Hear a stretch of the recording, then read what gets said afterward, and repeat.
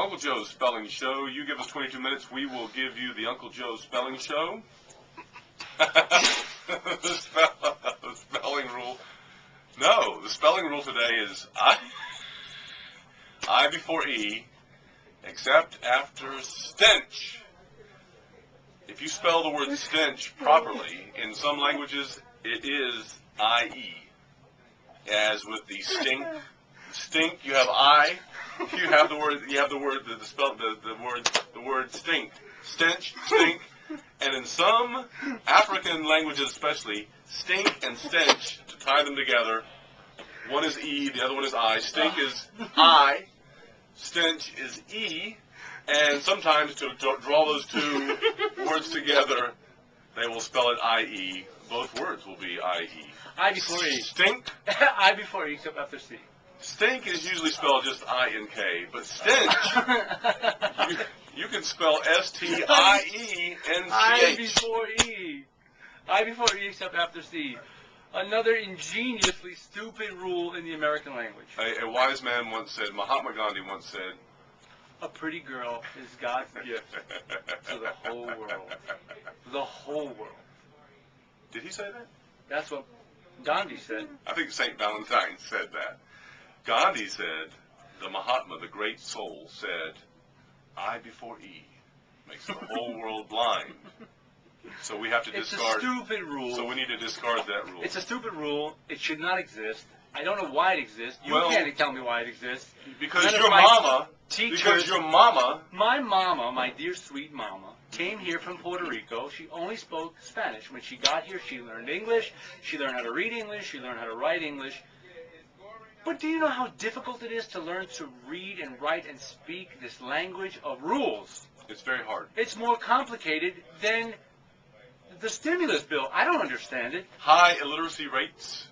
Well, no. Forever. Every generation has high illiteracy rates in English because of the crazy English spelling. The National Spelling Bee is coming up at the end of May in Washington, D.C.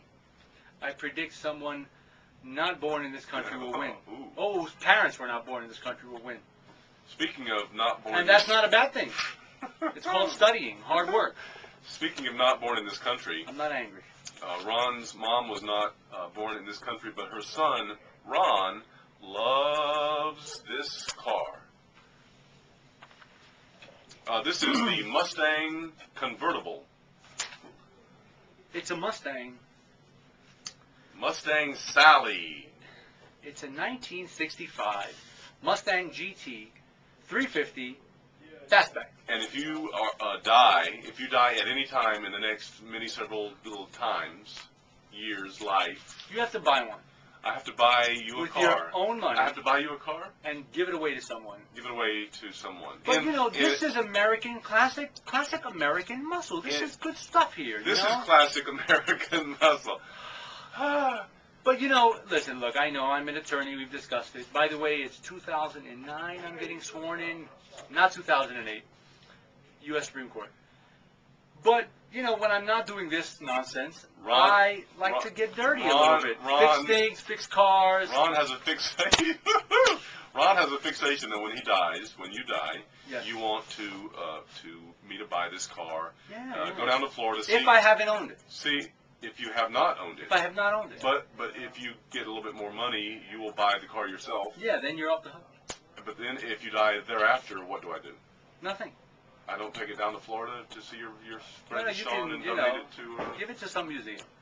So the rules change if you buy it yourself. Well, if I buy it, then I've enjoyed it. If I don't, I want you to go and get it. I want you to get Sean, hello to Sean in Florida, and I want you to drive all around, speak horrible things of me, and find some stupid kid that always wanted it, could never afford it, and give it to him. Ron and I are sad today. Very sad. And a little upset. Angry. A tinge angry. So we're just going to go there right now. Yeah. Life is hard these days in America. My children celebrated their 100th year of school, their 100th day of school Only one of them. I have 3 children. Only one of them was supposed to celebrate their 100th day of school. We should all celebrate the 100th day of the school year. Of everything. It's pretty cool. 100 days. 100 days in office. And that probably means it's only 56 days left. 100 days in bankruptcy.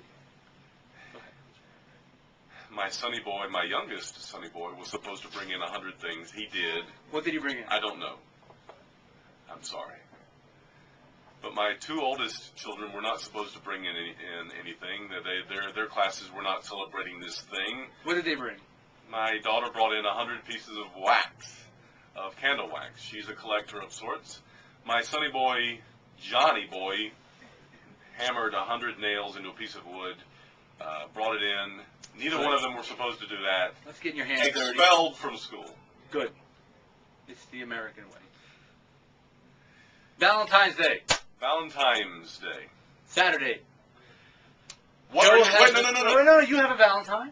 I do, my wife. And you do not have a Valentine. I don't. Meadowlark Lemon is your Valentine. This is true. My first love is gone. No Valentine for Cousin Ron. But I am going to see the Harlem Globetrotters with my boy Hassan. Big shout out to Hassan. And what's exciting? My college roommate for 4 years. What's very exciting? Went to the same high school with me. What's very exciting about this whole endeavor? Uncle Joe's Spelling Show. You gave us 22 minutes. You give us 12. Go Harlem Globetrotters. I bet they win.